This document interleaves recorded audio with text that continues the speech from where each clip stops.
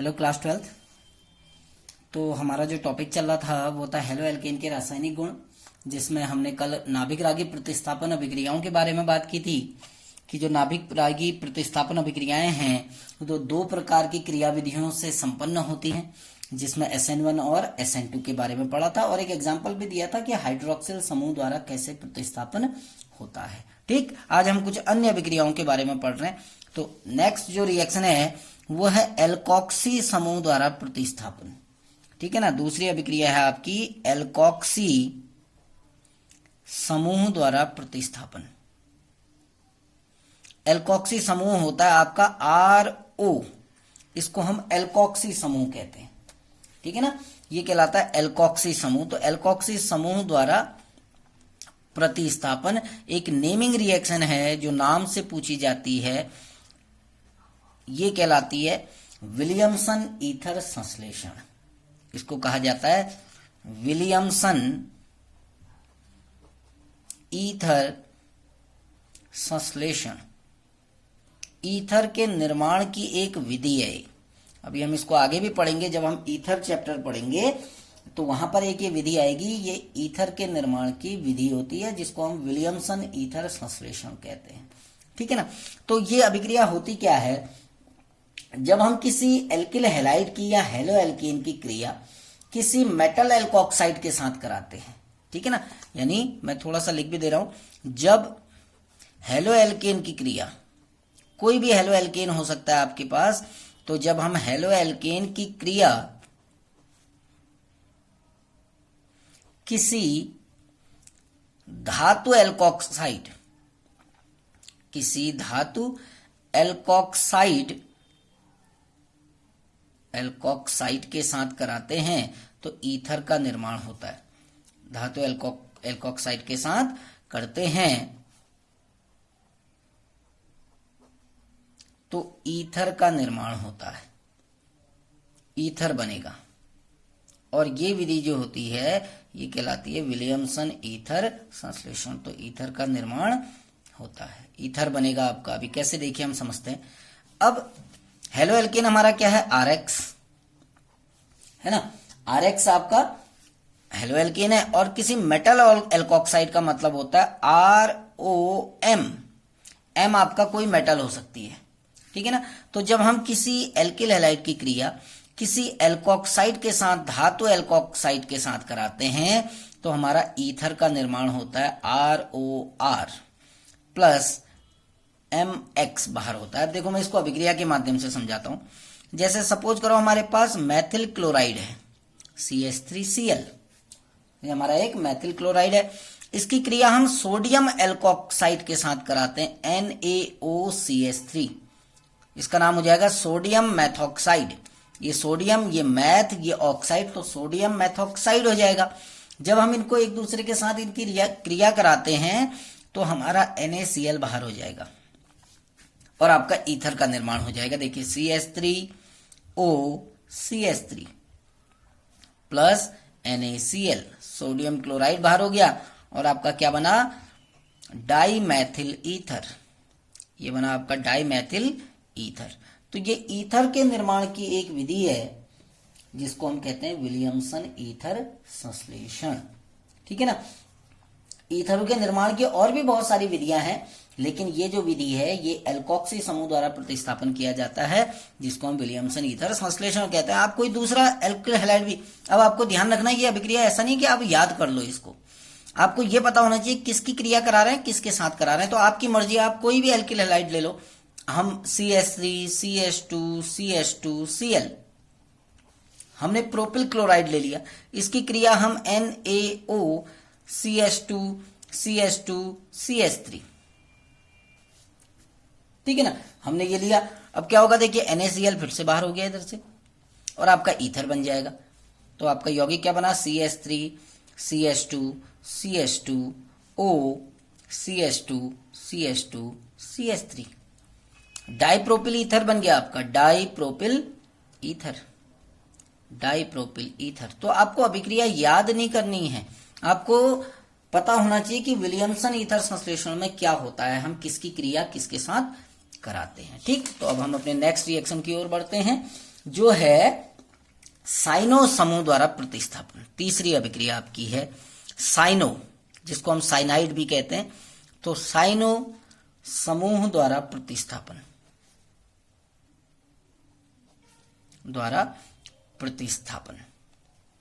इसमें आपका साइनाइड बनता है, इसलिए हम इसको कहते हैं साइनाइड का निर्माण। और साइनाइड को ही आईयूपीएसी में नाइट्राइल भी कहते हैं, इसलिए हम इसमें नाइट्राइल का निर्माण भी कह सकते हैं, क्योंकि आईयूपीएसी में साइनाइड को साइनाइड नहीं कहते हैं, उसको नाइट्राइल कहते हैं। तो नाइट्राइल का निर्माण, चीजें एक ही हैं, साइनाइड का निर्माण कहो या नाइट्राइल का निर्माण कहो, बात एक ही है। ठीक है ना। तो आपको अभिक्रिया पता होनी चाहिए। अब साइनो समूह कैसे प्रतिस्थापित करेगा, तो इसके लिए आपको पता होना चाहिए कि हम कहते हैं जब किसी हेलो एल्केन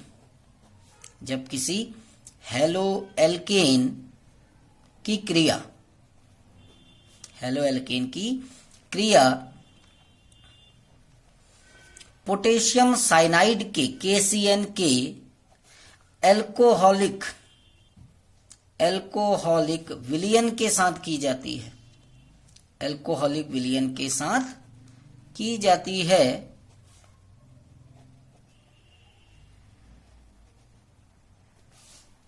तो एल्किल नाइट्राइल या एल्किल साइनाइड भी कह सकते हैं, तो एल्किल नाइट्राइल का निर्माण होता है। ठीक है ना। तो आपको करना क्या है, RX कोई एल्किल हैलाइड लेना है और इसकी क्रिया हमने KCN से करा देनी है। ये ध्यान रखना, KCN का एल्कोहलिक विलयन हम प्रयोग करेंगे, यानी एल्कोहल में घोल के बनाएंगे। तो ये साइनाइड क्या करता है, इस हेलोजन का स्थान बदल देता है। तो हमारा क्या बन जाएगा, RCN प्लस KX आपका बाहर हो गया ना। तो आप इसमें कोई भी एल्किल हैलाइड ले सकते हो, जैसे हमने लिया मैथिल आयोडाइड ले लिया CH3I, इसकी क्रिया हम पोटेशियम साइनाइड से करा रहे हैं, तो साइनाइड आयोडाइड का स्थान बदलेगा, तो हमारा बन जाएगा CH3CN प्लस KI। अब CH3CN का नाम क्या होगा, 1 2 2 कार्बन है, इसका नाम हो जाएगा एथेन नाइट्राइल, इसका नाम हो जाएगा एथेन नाइट्राइल। ऐसे ही आप कोई दूसरा यौगिक भी ले सकते हो, CH3CH2Br, इसकी क्रिया पोटेशियम साइनाइड के साथ करा दो, एल्कोहलिक विलयन, ये आगे से जरूर लिखना, पोटेशियम साइनाइड के एल्कोहलिक विलयन के साथ कराते हैं, तो साइनाइड जो होता है इस ब्रोमाइड आयन को बदल देगा, तो ये बन जाएगा CH3CH2CN प्लस KBr। अब इसका नाम क्या हो जाएगा, 1 2 3 प्रोपेन नाइट्राइल, इसका नाम हो जाएगा प्रोपेन नाइट्राइल। तो ये था साइनाइड समूह द्वारा प्रतिस्थापन। ठीक है ना। तो जब हम साइनाइड द्वारा प्रतिस्थापित करेंगे तो ये ध्यान रखना, हमको पोटेशियम साइनाइड का एल्कोहलिक विलयन का प्रयोग करना है। नेक्स्ट रिएक्शन हमारी आएगी, चौथी रिएक्शन आपकी, वो है आइसोसाइनाइड द्वारा प्रतिस्थापन। आइसोसाइनाइड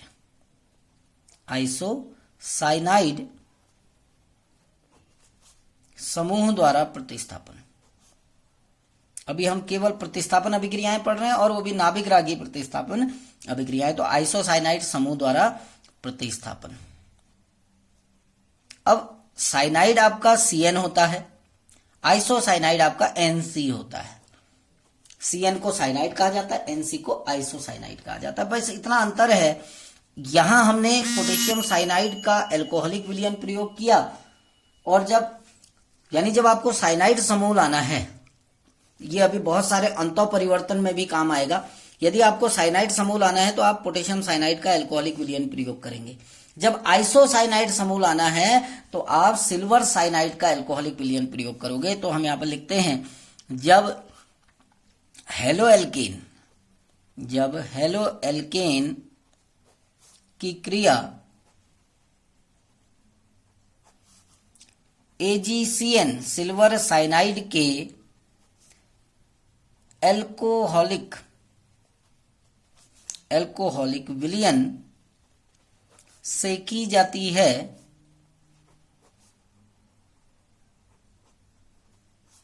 तो एल्किल आइसोसाइनाइड साइनाइड का निर्माण होता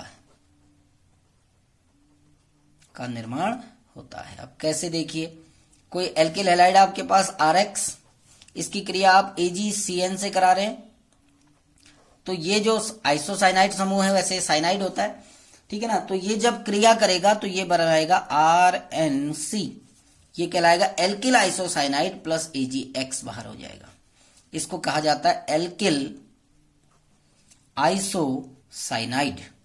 बस ये ध्यान आपको रखना है कि जब साइनाइड समूह लाना होगा तो KCN का एल्कोहलिक विलयन प्रयोग करोगे, आइसोसाइनाइड लाना है तो सिल्वर साइनाइड का एल्कोहलिक विलयन प्रयोग करोगे। जैसे हमारे पास कोई यौगिक है माना CH3CH2Br, यदि इसकी क्रिया हम AgCN के एल्कोहलिक विलयन के साथ कराते हैं तो क्या बनेगा आपका CH3CH2NC प्लस AgBr, ठीक है ना, इसका नाम हो जाएगा एथिल आइसोसाइनाइड,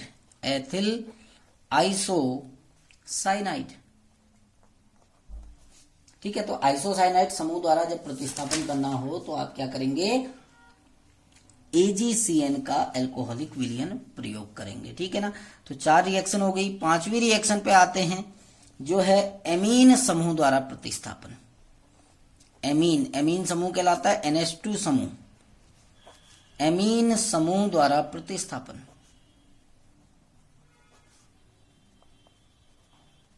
एमीन समूह द्वारा प्रतिस्थापन, इसको कहते हैं हॉफमैन अमोनीकरण या हॉफमैन अमोनोलिसिस। नेमिंग रिएक्शन है हॉफमैन अमोनीकरण। तो ये एक नेमिंग रिएक्शन है जिसको हम कहते हैं हॉफमैन अमोनीकरण अभिक्रिया, ठीक है ना। इसमें हम करते क्या है, अमोनिया के अल्कोहलिक विलयन से क्रिया कराते हैं, ठीक है ना। मैं इसलिए सेंटेंस यहां पर लिख के बता रहा हूं, जब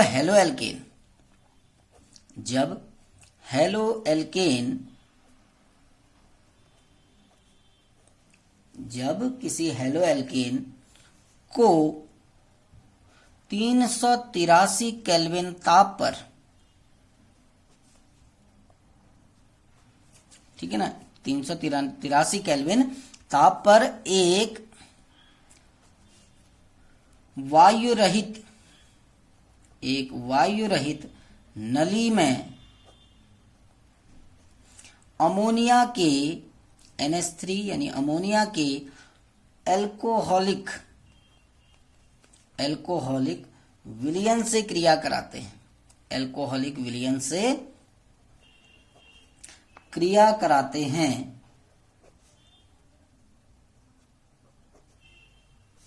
तो हैलोजन समूह एमीन समूह द्वारा प्रतिस्थापित हो जाता है। एमीन समूह द्वारा प्रतिस्थापित हो जाता है, ठीक है ना।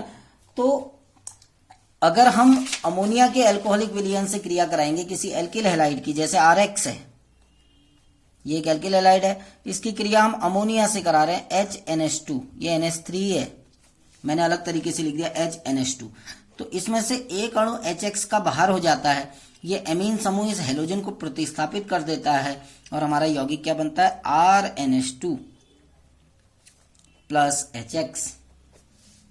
आपका प्राइमरी एमीन बनेगा, 1 डिग्री एमीन कहते हैं इसको, प्राइमरी एमीन बनता है, ठीक है ना। जैसे CH3CH2Cl प्लस इसकी क्रिया हम अमोनिया से करा रहे हैं HNH2, और अमोनिया का कैसा विलयन होगा, एल्कोहलिक विलयन होगा। यहां पर भी आप एल्कोहलिक लिखेंगे। टेम्परेचर 383 केल्विन तक, बिना वायु के अनुपस्थिति में, ठीक है ना। तो हम इसको जब 383 केल्विन पे हीट करते हैं तो इसमें एक अणु HCl का बाहर हो जाता है और हमारा एथिल एमीन का निर्माण होता है CH3CH2NH2। इसको कहा जाता है एथिल एमीन, 1 डिग्री एमीन है एक, एथिल एमीन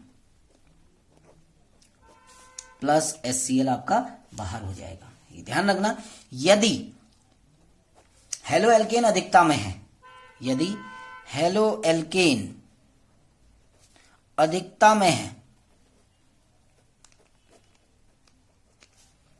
अधिकता में हो तो 1 डिग्री, 2 डिग्री, 3 डिग्री और 4 डिग्री अमोनियम लवण का निर्माण होता है। अमोनियम लवण का निर्माण होता है यदि अधिकता में हो। कौन? Halo alkane.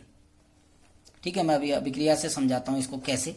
यदि हेलो एल्केन अधिकता में हो तो 1 डिग्री अमीन भी बनेगी, 2 डिग्री अमीन भी बनेगी, 3 डिग्री अमीन भी बनेगी और 4 डिग्री अमोनियम सॉल्ट भी बनेगा यदि अधिकता में हो। कैसे? देखिए, माना हम एक मैथिल ब्रोमाइड से शुरू कर रहे हैं CH3Br, ठीक है ना, और ये अधिकता में है, एक्सेस अमाउंट में है, बहुत ज्यादा है।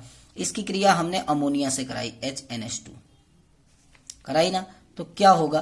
383 केल्विन पे हमने इसको गर्म किया, इसका एल्कोहलिक विलयन लिया, तो इसमें से एक अणु किसका बाहर हो जाएगा? HBr का बाहर हो गया ना, और हमारा क्या बना? CH3NH2 Maithil amine, Maithil amine जो कि एक 1 डिग्री एमीन है। ये कौन सी है? 1 डिग्री एमीन है। अब क्योंकि हमारे पास हेलो एल्केन अधिकता में है, ये तो खत्म हो गया, लेकिन हेलो एल्केन अभी भी बचा है, तो वो इससे क्रिया कर जाता है। यानी ये जो उत्पाद हमारा बना CH3NH2, इसको मैंने ऐसे लिख दिया NH2, ये जो बचा हुआ हेलो एल्केन है, क्योंकि ये अधिकता में है, ये फिर उससे क्रिया कर जाता है BrCH3 के साथ। अब क्या होगा? देखिए, इसमें से फिर एक अणु HBr का बाहर हो जाएगा। यहां भी आपका HBr बाहर हुआ होगा, HBr फिर से बाहर निकल गया। क्या बन गया? CH3NH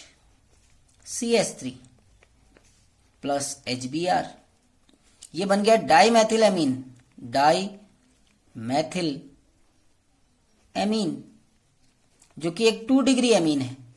तो 1 डिग्री और 2 डिग्री। अब ये हमारे पास अभी भी बचा हुआ है, क्योंकि बहुत ज्यादा अमाउंट में लिया है, तो जो उत्पाद बना वो फिर से बचे हुए एल्किल हैलाइड से क्रिया करेगा।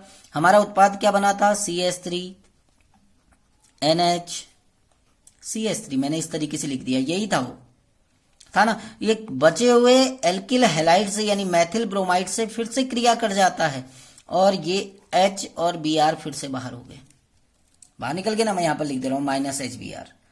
अब हमारे पास 3rd डिग्री अमीन बन गया। देखिए, CH3NCH3 हमारा बन गया try Maithil amine, try Maithil amine, जो कि ये 3rd डिग्री एमीन है, बन गया ना, ट्राई मैथिल एमीन बन गया। अब क्योंकि अभी भी हमारे पास मैथिल ब्रोमाइड बचा है, बहुत ज्यादा अमाउंट में ले रखा है, तो अभी भी बचा होगा, तो ये जो उत्पाद बना हमारा ट्राई मैथिल एमीन CH3NCH3 ये फिर से इससे क्रिया कर जाता है BrCH3 के साथ। लेकिन अब इसके पास कोई हाइड्रोजन नहीं है, अभी तक तो जितना हाइड्रोजन थे सब प्रतिस्थापित हो गए। अब क्या होता है, क्योंकि नाइट्रोजन के पास 2 इलेक्ट्रॉन होते हैं, तो Br नेगेटिव, CH3 पॉजिटिव, ये पॉजिटिव वाला इस नाइट्रोजन पर आक्रमण कर देता है, और जब नाइट्रोजन पर आक्रमण करता है तो इस नाइट्रोजन से जुड़ जाता है, CH3N CH3 और CH3। अब क्योंकि नाइट्रोजन के पास 2 इलेक्ट्रॉन पहले से थे, अब नहीं है, तो नाइट्रोजन पर धनावेश आ गया। उस धनावेश को नाइट्रोजन पे ना दिखा के बाहर से दिखा रहे हैं, और जो ब्रोमाइड आयन है वो भी बच गया, तो ये एक चतुष्क अमोनियम लवण बन जाता है, क्वाटरनरी अमोनियम सॉल्ट, जिसको हम 4 डिग्री अमोनियम सॉल्ट कहते हैं। इसको, जिसका नाम है tetra Maithil ammonium bromide, tetra Maithil ammonium bromide. तो हमारा कहने का तात्पर्य यह है कि यदि आपको एल्किल हैलाइड कम मात्रा में लें तो केवल 1 डिग्री एमीन बनेगा, लेकिन अगर ज्यादा में ले लें तो आपके विभिन्न प्रकार के एमीनों का मिश्रण प्राप्त होता है। आज के लिए इतना ही, बाकी अभिक्रियाएं कल पढ़ेंगे। Thank you.